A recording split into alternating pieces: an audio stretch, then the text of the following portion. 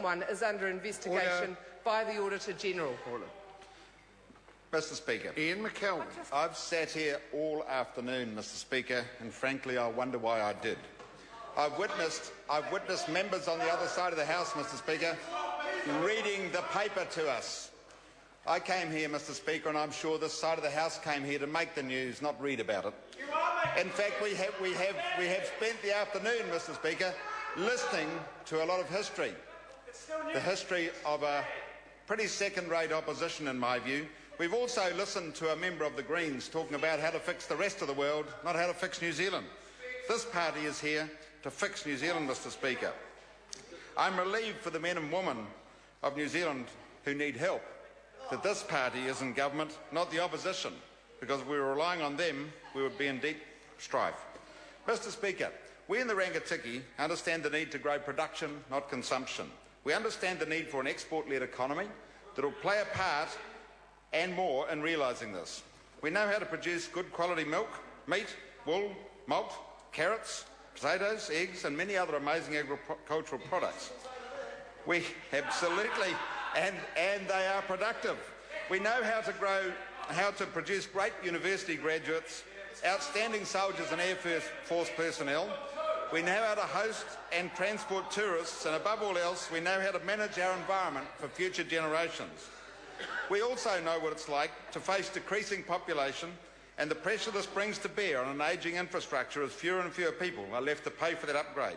We know the pressure on our local councils to produce better facilities for less, and on the government to provide better health and education services to remote parts of New Zealand. We, like other remote parts of New Zealand, know what it's like to fight for what we have. We know how hard it has been over the last 20 years to retain our services. We cannot successfully carry out any of these activities or provide these services without sound government, great policy and practical positive budgeting.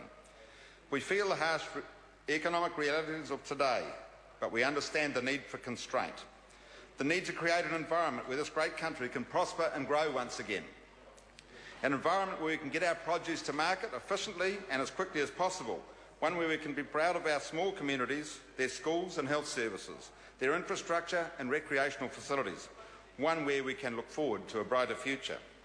Building a brighter future is about joining many dots along the way, including responsibly managing the government's finances, building a more responsive and competitive economy, delivering better public services and rebuilding Christchurch. These dots are contributed by boosting early childhood education, renewing our commitment to what I call special education services and other education reforms, i.e. national standards, effective and better supported teachers under the leadership of Minister Parata. Delivering, at least Mr. Speaker, it's cheered the opposition up, they look particularly gloomy.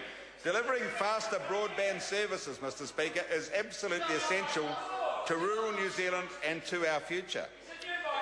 Minister Bennett and her welfare system reform, enabling people to get back into work, and my electorate, Mr. Speaker, knows what that is about. Reducing crime, personal safety, improving prisoners' opportunity to get back into society is most important to my community as well, Mr. Speaker. The treaty settlements process under Minister Finlayson will have a very positive effect on rural New Zealand, a positive impact on our history and the morale of New Zealanders in general. Reforming the Local Government Act 2002 to enable councillors to become fleet of foot and efficient and effective providers of essential infrastructure. Mr. Speaker, growth for growth's sake is not the answer to New Zealand's future. We must have a planned, structured growth, and to achieve this we need a country moving in unison.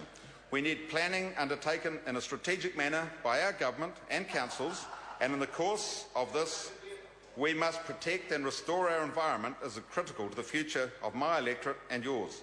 In the Rangitikei, we rely on the environment to provide our income. It's critical to farming and tourism. We also have the resource to provide for solutions to these initiatives through our university and research-based businesses on the Massey side of the Manawatu River. Mr. Speaker, we're a government about growth, about people, and about success for New Zealanders. We're a government about protecting the future for future generations of New Zealanders. And Mr. Speaker, I commend the activities of this government in this term of government. I think we've done a fantastic job. Thank you, Mr. Speaker. The time for this debate has expired. Call now on private and local order of the day number 1. Waitaki